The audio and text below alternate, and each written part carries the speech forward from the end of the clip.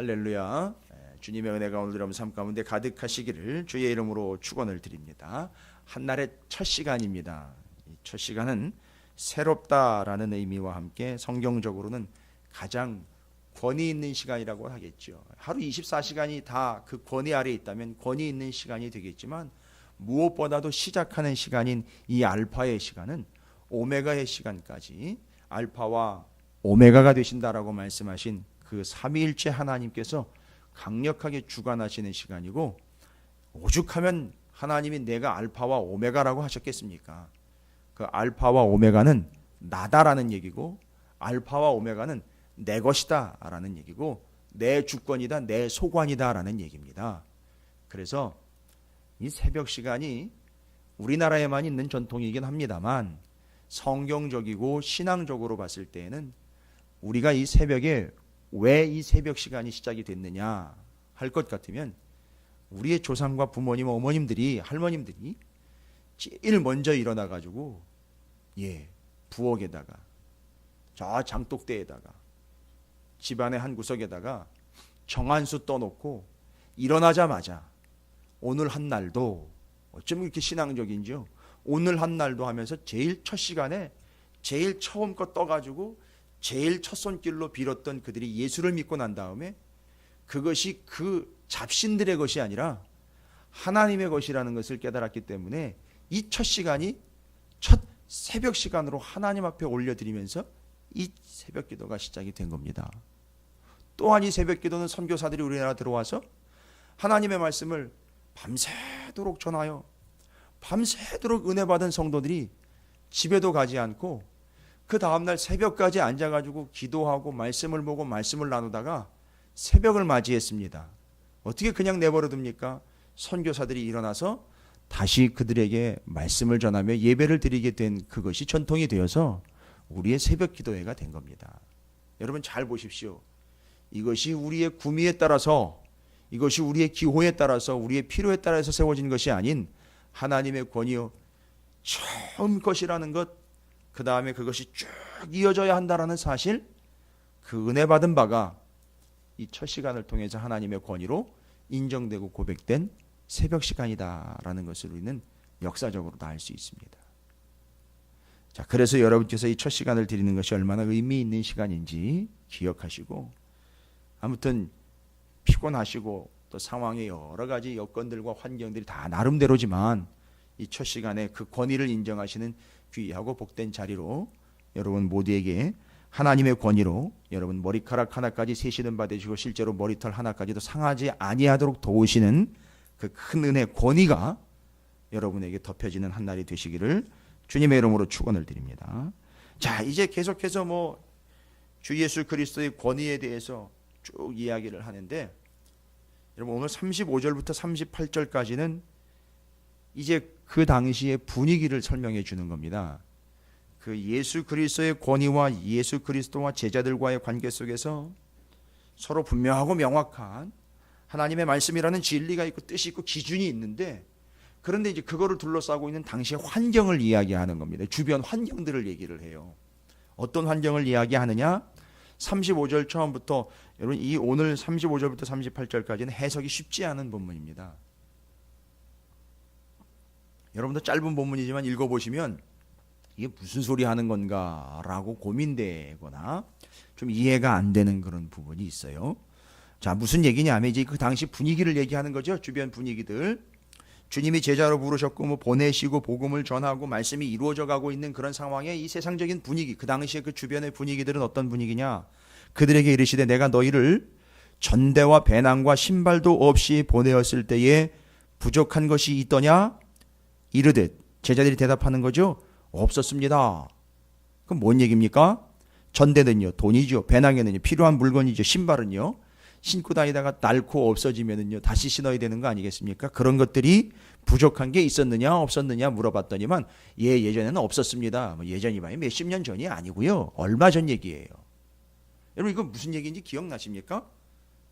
여기 나와 있는 전대, 배낭, 신발도 없이 보냈다. 누가복음 안에서 9장과 10장을 보시면 나와 있잖아요. 9장과 10장에 9장에서는 12제자 파송하는 이야기 기억하실 거예요. 10장에서는요 70인을 2명씩 짝지어서 또 파송하신 얘기 기억하실 겁니다. 그때 정확하게 이 단어들이 등장하죠. 9장 3절에는요 이르시되 여행을 위하여 아무것도 가지지 말라. 지팡이나 배낭이나 양식이나 돈, 전대 얘기하는 거죠. 두 벌 옷을 가지지 말며라고 나와 있어요. 그거 가져가지 말라는 얘기죠.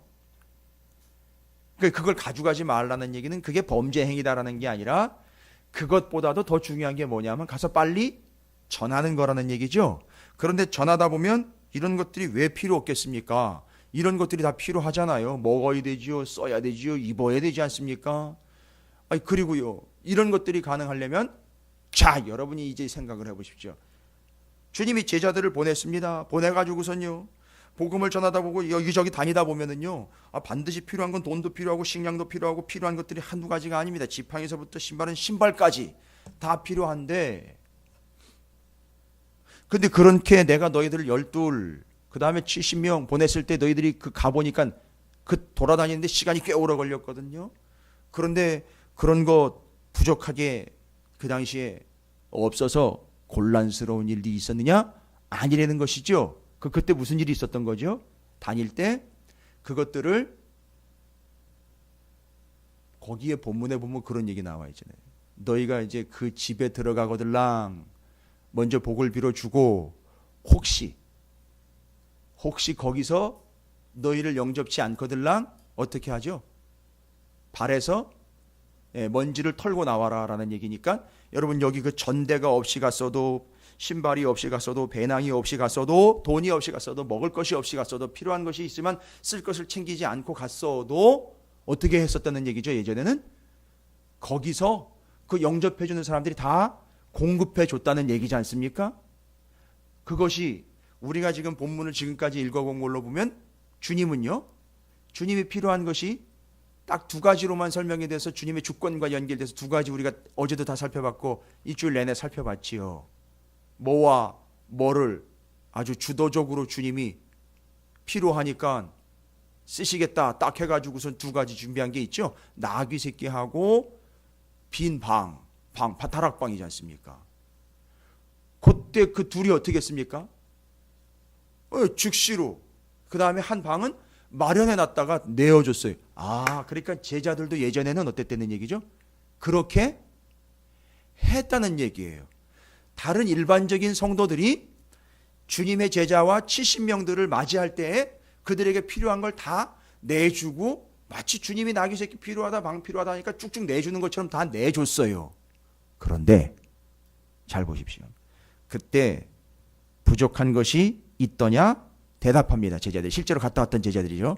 예, 그때는 전혀 부족함이 없었습니다. 그분들이 그 성도들이 그 집이 아주 잘 맞아주고 잘 공급해줬고 잘 영접해줬습니다. 이런 얘기예요. 이제 이해가 되시죠? 그런데 36절을 가보십시오. 오늘 본문에 이르시되 이제는 그때는 그랬는데 이제는 뭐래요? 전대 있는 자는 가질 것이요 배낭도 그리하고 검 없는 자는 겉옷을 팔아 살지어다. 그러니까 지금 검 얘기는 조금 따로 빼놓을게요. 이 검 얘기가 참 복잡한 얘기인데 갑자기 검이 등장해버리는 바람에 이 본문이 아주 혼란스러워졌어요. 그런데 검 빼놓고 나머지 뭐지요? 전대, 배낭, 나머지 다 이야기했던 걸로 치면 신발이라든지 옷 이런 이야기들이지 않습니까? 그러면 어떻게 하라는 얘기죠? 36절에 의하면 이제는 그전에는요 9장과 10장에서는 70명 12명 나갈 때 안 가지고 가도 충분하다는 얘기였고 그냥 충분하다는 게 아니라 그냥 없이 보낸다는 게 아니라 그 세상의 사람들이요 성도들이 받아들여서 공급해 주는 존재가 된다는 것이죠. 그럼 생각을 해보십시오. 이게 주님의 권위 문제라는 이야기하면요 여러분 누구의 이름으로 그들은 파송된 겁니까? 그렇지요. 그러니까 그들이 받아줬다는 얘기는 제자 12이나 70명이 각각 2명씩 짝을 지어서 나름대로 갔지만 누구의 권위로 파송된 존재이기 때문에, 주님의 존재로, 주님의 권위로 파송된 존재이기 때문에 그들이 받아줘서 먹을 것도 주었고 필요한 것을 공급해 줬고, 여러분 바울 서신에 보면은 빌립보 교회라든지 다른 교회들이 선교비 되셨다는 얘기도 하지 않습니까? 그런데 여기 이야기를 하자면 누구의 권위를 받아준 거죠? 예수의 권위를 받아준 거예요, 그때에는요. 그런데 지금은요, 야, 전대에 있는 사람들 있지, 그거 놓고 가거나 예전처럼 그거 없이 가지 말고 이제는 어떻게 해요? 챙기라는 거예요. 전대 챙기고 배낭 챙기고 신발 충분히 챙기라는 거예요. 여러분 왜 이렇게 된 겁니까? 간단하잖아요. 그 전에는 사람들이 그렇게 예수의 권위로 파송된 그들을 다 받아줬지만 이제는요, 안 받아준다는 거예요. 말귀를 못 알아듣는 게 아니라 뭐 교회 안에서도 그러는데요. 말씀이 선포가 되면 그걸 그 권위로 받지 않는다는 거예요. 절대 너희를 이제는 그렇게 옛날처럼 예전처럼 쑥쑥 영접하여 받아주지 않을 거라는 거예요. 그럼 여러분 분위기 어떻게 된다는 얘기 이제 이해가 되셔요? 분위기가 상당히 험악해진다는 거예요. 이제는 안 받는다는 거예요. 복음을 전해도 안 받아요. 맞는 얘기고 진리고 말씀을 전해도 자기 기분에 안 맞으면 안 받아요. 됐습니까? 지금 상황이 그런 상황이라는 거죠. 요즘도 그렇습니다. 교회 안에서도 마찬가지예요. 같이 믿는다 하는 백성들이 앉아있다라는 이 교회에서도요, 자기 기분에 안 맞으면 안 받습니다. 자기 컨디션에 따라 말씀이 수용 여부가 결정이 돼요. 그렇게 지금 어떤 상황이 됐다는 거죠? 아주 심각한 상황이 됐다는 겁니다. 그래서 이제는 너희가 너희 것을 챙겨야 된다. 그러니까 좀 전에 말씀드린 그때 그 사람들이 이렇게 너무너무 잘 받아주고 영접했다는 얘기는 누구의 권위를 인정한 거죠? 예수의 권위를 인정했는데 이제는 인정 안 하는 거예요. 여러분 제가 여러분에게 말씀을 전하지만 이 말씀을 여러분이 받지 않는다면요, 저를 인정하는 게 아니에요. 저를 인정하고 인정하지 않는가의 문제가 아니에요. 이 본문의 말씀을 그대로 말씀하시고 이 말씀이신 예수 그리스도 그분을 인정하느냐 안 하느냐의 문제로 지금 점철되는 것이지, 목사를 받아들이냐 안 받느냐, 그러니까 이 목사들이 상처받는 이유가 뭐냐면 자꾸 왜 내 얘기를, 아니 자기 얘기는 안 듣는다니까요. 사람 얘기는 안 듣습니다. 말씀이 주의 말씀이 하나님의 말씀을 받느냐 안 받느냐의 문제로 가야지요. 근데 안 받아들인다는 거죠. 그러니까 지금 상황은 예수님이 36절에 말씀하고 있는 상황은 주님의 권위를 이제는 사람들이 받아들이지 않고 인정하지 않는다는 거죠. 그러니까 너희들을 영접하지 않을 거라는 거예요. 확 바뀌어버린 분위기를 얘기하는 거예요. 완전히 바뀌어버렸어요. 그래서 이제 검 얘기가 나오는 거예요. 검 얘기요.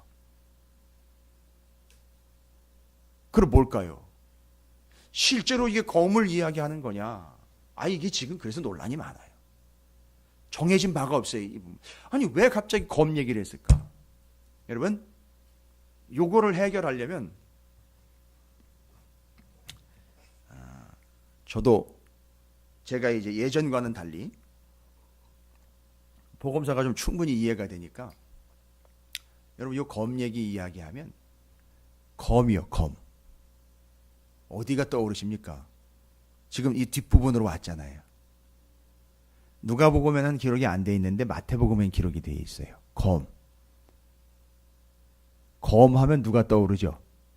늘 그 검을 품고 있다가 아마 이 얘기를 들어서 그렇게 준비했는지 아무 꺼리낌 없이 그냥 늘 칼을 그렇게 늘 그렇죠. 품고 있다.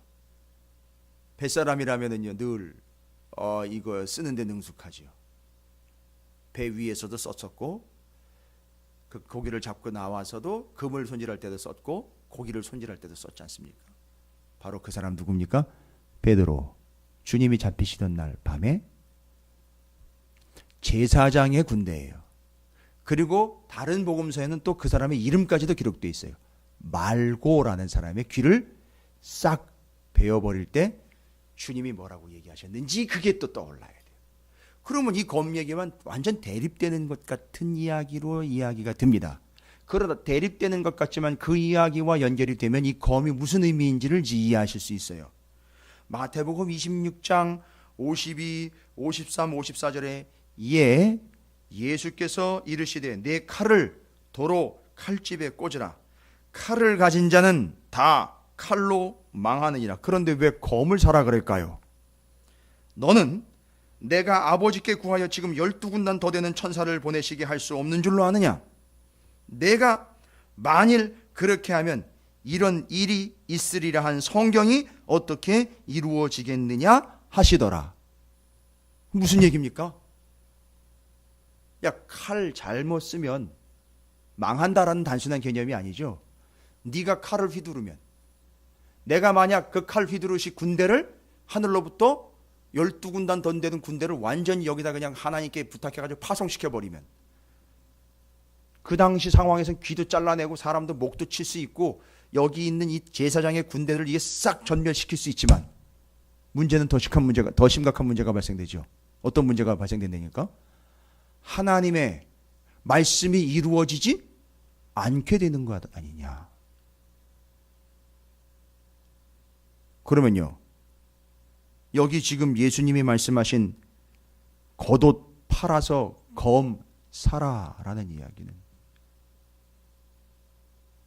여러분 뒤에 보면 37절에 왜 이런 일들이 발생이 되느냐 하면, 지금 어떤 상황이냐면 37절의 내용을 보면 주 예수 그리스도에 관한 일이 이루어져 가고 있다는 거예요. 지금 상황이 어떤 상황이냐면, 사람들이 인정을 하든 안 인정을 하든 받아들이건 받아들이지 않건 지금 정확한 상황은 뭐냐면, 예수 그리스도를 통해 선포된 말씀, 예언된 말씀이 다 이루어지고 있는 상황이에요. 지금 상황에서. 그런데 그것이 분명히 이루어지고 있는데도 불구하고 그 예수의 권위를 받아들이는 자들이 있고, 이제는 변해가지고 어떻게 됩니까? 안 받아들인다는 거죠. 거부한다는 거죠. 그때 너희가 검을 준비하라고 이야기했습니다. 그럼 여기서 말하는 검은 무엇일까요? 실질적으로 날이 서서 휘두르면 사람이 죽는 그런 검을 이야기한다기보다는 뭘까요? 이 검은 단호함을 이야기하는 거죠. 그죠? 그리고 여러분이 검하면 툭툭툭툭 나오는 개념들이 있을 거예요, 지금 이제. 그죠? 복음서가 아닌 다른 데도 나와 있지만 이 검이라고 말할 때 여러분이 이제 그렇죠. 그런 것들이 나오는 거죠. 그거 준비하라는 거예요. 왜요? 말씀이 이루어지고 있는 상황에 누구는 받아들이고 누구는 받아들이지 않지만, 너희는 정확하게 이것을 분별할 수 있고 정확하게 그 말씀이 아닌 것들은 어떻게 할지 쳐낼 수 있도록 준비되는 진정한 말씀. 그렇죠? 그 다음에 여러분이 알고 계신 성령의 검, 이런 존재들을 이야기하는 거예요. 그래서 단호함을 이야기하는 겁니다. 권력을 인정하지 않고 복음을 받아들이지 않으려고 하는 거짓 선지자나 거짓 진리들이 판을 치고 있고, 그러나 그럼에도 불구하고 지금 상황은요, 37절의 말씀대로면 말씀이 말씀대로 이루어지고 있으니까 우리는 뭘 준비해야 됩니까? 그 검을 준비해야 되는데, 바로 정확하고 명확한 하나님의 말씀, 이게 있어야 된다는 거죠. 그게 검인 거예요, 말하자면. 왜 굳이 그 검을 말씀으로 제가 해석하느냐 하면, 37절에 말씀이 지금 말씀대로 이루어지고 있다라고, 여러분 그 성경의 37절에 내가 너희에게 말하니 기록된 바 그는 불법자의 동류로 여김을 받았다 한 말이 내게 이루어져야 하리니, 이런 이 말씀은요, 이사야서 53장 12절의 말씀을 그대로 인용을 한 거예요. 그러니까 그 말씀이 그대로 나한테 어떻게 된다는 거죠? 이루어진다는 거죠. 그러니까 제자인 너희는 실질적으로 날이선 칼을 가지고 휘두르는 자들이 아니라 이 명확한 말씀이 이루어지는 것을 분간을 해서 그걸 인정하지 않느냐 인정하느냐를 예리하게 구분을 해내리는 거예요. 이해가 되시죠? 그리고 그 말씀이 아닌 것들로 공격해 올 때, 말씀이 아닌 것들로 공격해 올 때 말씀으로 예리하게 쳐내리는 거죠. 자, 그걸 뒤에 38절에서 한 번 더 쐐기를 박습니다. 말씀을 이해를 못한 거죠. 이 검을 준비하라는 말을 이해 못한 거고 그 검에 대해서 주님이 바로 말씀대로 지금 이루어지고 있는 상황인데 말씀대로 이루어지는 걸 알지도 못하고 말씀을 거부하려고 하고 말씀에 대항하고 말씀에 저항하는 이들에게 너희는 말씀을 칼날과 같이 예리하게 적용하라. 아주 긴장감 있게 거기에 대처하라는 얘기로 검이라는 말을 딱 꺼냈는데 왜냐하면 이 겉옷 팔아서 검사라는 얘기 겉옷이 뭐냐면 율법이에요. 율법. 그러니까 율법을 팔아서라는 얘기는 버리라는 얘기는 아니에요. 가치로 지급을 해서 이제는 말씀이요 복음으로써 무장한 자가 되라는 얘기인 거예요. 그래서 에베소서에 구원의 투구, 복음의 매는 신발, 의의 흉배, 진리의 허리띠, 그렇죠. 성령의 검, 믿음의 방패 막 이렇게 무장한 상태 이야기하는 것처럼 바로 그렇게 준비하라는 얘기인 거예요. 근데 38절을 보시면 이게 말씀에 대한 이야기라는 거 어떻게 아시니? 그들이 여짜오되 주여 보소서 여기 늘 우리 중에 늘 또 검을 가지고 다녔던 사람들이 있나 봐요. 왜냐하면 위협을 느끼고 있었다는 얘기인 거예요. 지금 이게 습관적으로 칼제비들이 있었다는 게 아니라 이 제자들도 늘 위협 가운데 쌓여 있었다는 얘기예요. 왜요? 그 당시 분위기가 예수를 다 환영하는 것만은 아니었고 대제사장 세력들이나 대적자들은 늘 예수를 넘어뜨리려고 준비를 하고 있었던 상황이기 때문에 여기 뭐라고 나오냐면 주님의 제자들이 여기 검 둘이 있나이다 라고 검 진짜 칼을 딱 꺼내가지고 여기 예수님 여기 칼 2개 있는데요 라고 이야기하니까 대답하시되 족하다 하시니라. 여러분 이게 뭔 얘기인지 아세요? 족하다. 그 2자루면 됐다. 3자루까지는 너무 많고 이런 얘기가 아니잖아요. 족하다라는 말은 됐다. 집어넣어라. 이런 얘기인 거예요. 됐다. 집어넣어라. 내가 지금 얘기하는 게 그 시칼 얘기하는 게 아니라는 걸 너희들 모르냐? 라면서 베드로한테 마치 야 이게 그 칼로 이루어서는 칼로 망하는 거고 그걸로 너가 나서면 어떻게 말씀이 이루어지니? 라고 이야기하고 있는 내용이랑 똑같은 내용인 거예요. 그러니까 지금 그 검 이야기가 혼란스럽고 완벽하게 그게 무엇을 의미한다라고 어떤 해석도 확정적으로 말씀하고 있진 않습니다. 그런데 본문의 정황을 보고 마태복음이라든지 다른 데를 보면 이것이 이제 예수 그리스도를 통해서 말씀이 이루어지는 아주 단호함과 잘 보십시오. 단호함과 그 말씀이 칼과 같이 권위와 권능을 갖고 이루어지게 될 것이다라는 것을 이야기하니까 우리가 그 검을 준비하라는 얘기는요. 그 검을 휘두르기 위하여 그걸 힘으로 갖는 게 아니라 그 말씀의 권위를 늘 챙기는 존재가 되라는 것을 이야기하고 있는 거예요. 그 말씀을 용납하거나 영접치 않으려고 하는 세대에 우리는 단호하고 명확하게 그 하나님의 말씀의 권위와 그 권세를 그 능력으로서 힘으로 파워로서 이제 말씀을 챙겨라 라는 얘기인 거예요. 왜지요? 말씀은 주님이 얘기하십니다. 반드시 이루어지니까. 여러분 말씀이 힘입니다. 말씀이 권능이에요. 그걸로 구분해낼 수 있고 그걸로 정리할 수 있고요. 그걸로 실제로 잘라낼 수 있다는 얘기 아니겠습니까? 그걸로 막아낼 수 있다는 얘기겠죠? 여러분 왜 검이라고 이야기했을까요? 방패라고 이야기하지 않고 맞습니다. 검은 공격용 무기입니다. 어떤 공격과 사단의 계략도 이 검을 통해 막아낼 수 있고 막아내는 것뿐만 아니라 쳐낼 수도 있다는 겁니다. 실질적인 시칼이 아닌 말씀의 검, 성령의 검으로 이를 쳐내어라. 권세 있는 자가 되어라.